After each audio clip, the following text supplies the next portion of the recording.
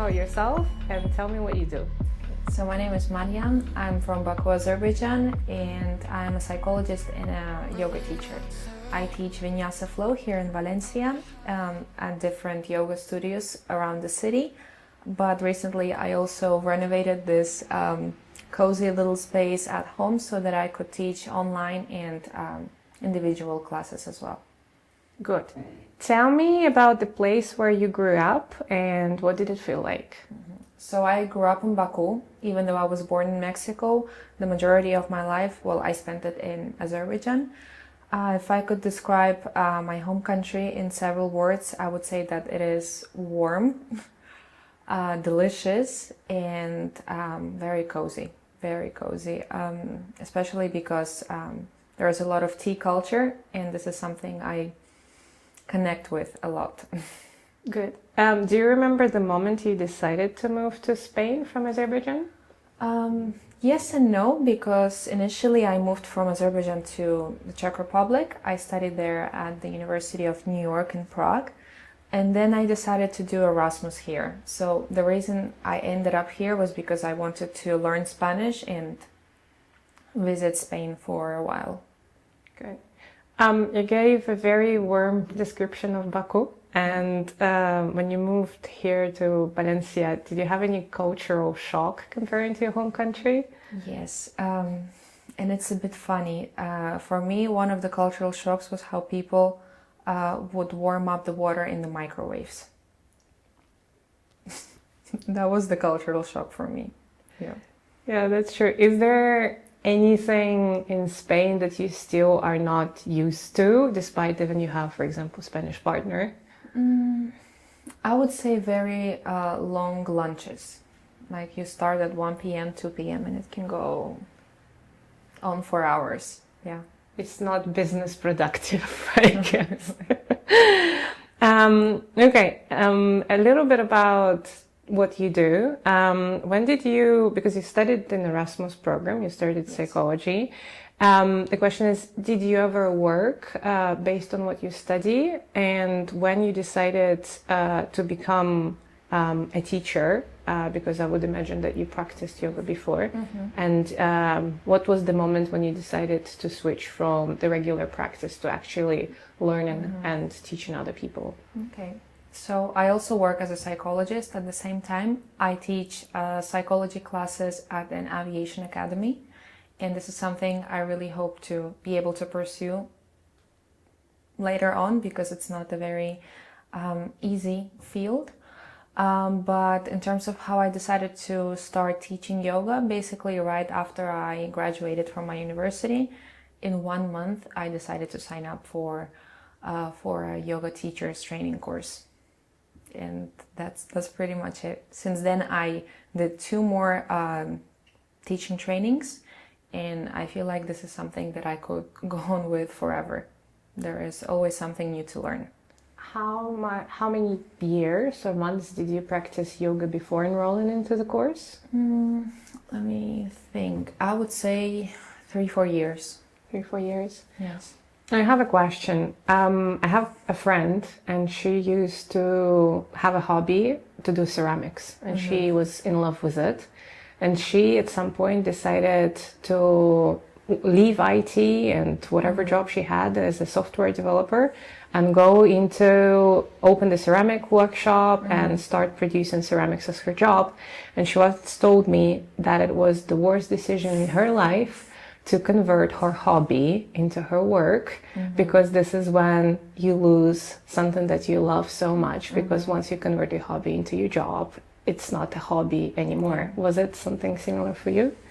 I would say yes and no, in a way that I love yoga, but more specifically, I love practicing and teaching yoga. And you cannot really earn a lot of money. It's not a sustainable way to earn money by simply giving classes. A lot of yoga teachers organize retreats, trips, workshops, and other things. But in my case specifically, I love giving yoga classes. I love teaching yoga. That's why I honestly don't see myself being a full-time yoga teacher only, and at the same time I work as a psychologist as well. Okay. And what was the hardest moment when you started teaching? I would say imposter syndrome. Yeah. Even though right now I have several, certificates from different teacher trainings, sometimes it's a real problem, honestly. How do you deal with an imposter syndrome? I meditate. Yeah, I just meditate. And do you remember your first student? Yes, it was a friend of mine. Yeah, it was a friend of mine. So it was very sweet of her to trust me with this, to get out of her comfort zone and try yoga for the first time with a recently graduated yoga teacher. How much passed since your first student, who was your friend, to, let's say, a first full-on classes when you could feel like, okay, this is somehow my business. This is something that I understand you're not doing it kind of full-on for to sustain yourself. But anyway, what was the moment? Like, how much time passed since you understood this is my business that I'm teaching people? I would say a little bit over 1 year. 1 year. And how were you finding your first students? Honestly, I would just use social media. So Instagram, even though my Instagram page back then was absolutely terrible, and different Telegram channels and chats. You were advertising yourself in the Telegram channels? Yes. And what were you saying? You were saying you were explaining the difference with other yoga teachers. So how were you positioning yourself? I'm not really the type of a person to compare my classes with other teachers in a way that every teacher has his or her own style type of teaching. But I would sometimes organize like free trial classes for, I don't know, Christmas Eve, for 8th of March, a free class for women, things like that, to get to know, potential students, potential clients. And that's pretty much it. You mentioned that your Instagram page was a bit not what you would expect right now, right? But what do you think, is it an important part of being a yoga teacher to maintain your social media up to date and according to the standards? Unfortunately, yes. You can be a great yoga teacher, but in the modern day, you almost have to post stuff on social media to be able to get some recognition and attention from the people, unfortunately. So you have to be yoga teacher and SMM manager at the same time? Yes, or you need to find someone to help you, because at first it is quite difficult to manage it. And how big is your community right now? How many regular students you have? The community that I have right now on Telegram has around 150 people, more or less. And as of my regular students, I would say that I have around 30, maybe. Yeah. What do you do to retain the students so they're loyal and they do not leave for other classes or just don't abandon yoga? Are there any tricks? I know that pretty much everyone can have different moments in life, and maybe sometimes students come, practice for a while, and then they stop. Again, there's these certain moments in life when you simply cannot practice. But from my side, what I can do is that offer my students, a safe space for our yoga classes. I'm very attentive, which is a blessing in disguise, kind of, because it drains a lot of energy. But at the same time, I am able to understand my students on a deeper level. So yeah, I pay a lot of attention to my students, try to make them as comfortable as I can, and I keep things interesting in the classes. There's always some new asana, new transition, new posture, new breathing technique. So my students don't typically know what to expect from a class when they sign up for it. There is always something new and curious. That's very good. What you mentioned, it's what do you think differs you the most from any other teacher? Maybe who were your teachers, or maybe whose classes you attended? I would say that I study a lot. Unfortunately, now, at least in Spain, there is no some sort of regulation as to who can become a yoga teacher. So pretty much any person who previously gave, I don't know, practice dance or whatever can post a picture on Instagram and say, sign up for my yoga classes, which is not personally my case because I study a lot all the time. I always search up new courses that I could sign up for. And I would say that this is something that kind of defines me as a yoga teacher. Good. When you first started, you didn't have a dedicated space, as I understand. Yeah. What would be your recommendation if you do not have a space to give your classes? How do you deal? Where do you go? Well, from my personal experience, when I started with the classes, I would organize everything in the park. Some people like it, some people don't. Obviously, me as a teacher, I'm more comfortable giving classes at a studio and not at the park. But then there are some people who really prefer practicing yoga there. In terms of renting a studio, because I understand it costs money, does it justify itself? Do you, for example, you have to, before going and renting a studio instead of doing it in a park, do you need to hit a certain number of students, or when do you decide to move? Well, it is important that your decision to move to a studio or one's decision to move to a yoga studio is kind of cost effective. I do have to hit a certain number of students in order to pay off the rent and maybe get something in return, which is not always the case. And this is probably the most, unpredictable part of being a yoga teacher because, every week is different. Now it's December, everyone is preparing for the Christmas holidays, so it's a little bit more difficult, I would say. Then there are months when it's very easy to fill up the yoga studio, so it's very different, really. It's really different. What would you say are the months that are the highest in attendance? I would say October tends to be a good month because everyone comes back from the summer holidays. April, May are also good months because everyone wants to practice yoga and get in shape before the summer, even though I don't really support this philosophy of getting in shape before summer. That's just the tendency that I'm noticing every year. And maybe January, February as well. Yeah. Is your community mostly international, or also some local Spanish people attend your classes? I would say that it is mostly international. Yeah. Because at this moment I teach in Russian and English. So, typically my students are expats. So you would say that speaking Spanish is not an obligatory thing to become a yoga teacher in Valencia? In Valencia, I would say no, but it is still good to investigate the market a little bit to see if there are enough Russian-speaking or English-speaking people and decide what works best for you as a teacher. Good. And in the beginning, when you started, did you have to invest anything in your business? No, no, not really. It was just me with my yoga mat, inviting people to practice yoga. So no, not really. Do you run right now any advertisement campaign that you're invested in? I am working with marketing, with a specific marketing strategy. But I'm not working with a company or a campaign, really.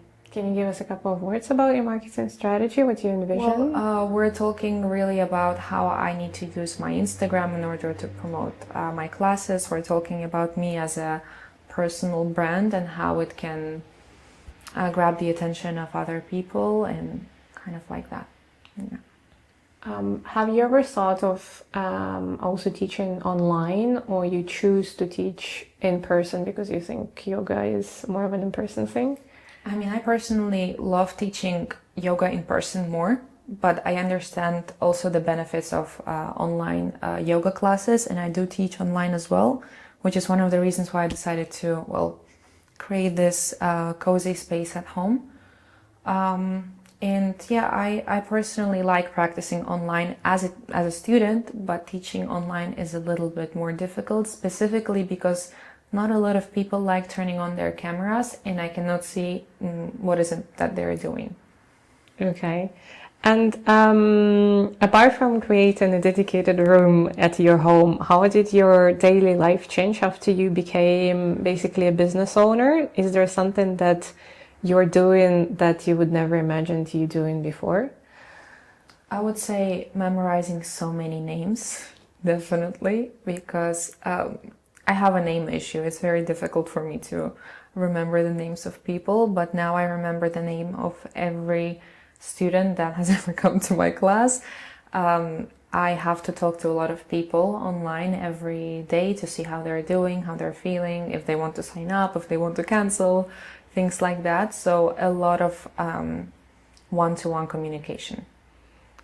Do you enjoy this side effects of your business, or if you had a chance just to be the yoga teacher, come to the studio and someone else deals with it, it would be better for you? I enjoy it. I honestly enjoy it because it makes it much more personal and lively, I would say. Great. Do you think you can benefit from collaborating with other local businesses? Like, for example, there was this class united with sound therapy. Maybe there are some other types of businesses or professionals that you would like to work with? I would say yes, but I am also very specific with whom I collaborate with. Yeah, so we have to kind of be on the same page about our values and our philosophies. So, yeah, I would say yes, but carefully. Have you thought about the types of businesses? So, for example, I don't know, maybe a beauty studio, to tell them that the beauty is not only about the treatment, but it's also about your physique, or any type of specific business that you think can boost your visibility? I would say maybe something about some healthy food productions, maybe some companies that focus on that, or some restaurants, cafeterias with healthy food. Because it's like a tradition that we have within my community to go and have coffee and chat after our Saturday or Sunday classes. So I would gladly collaborate with that. So I would say something like that. Yeah. Good.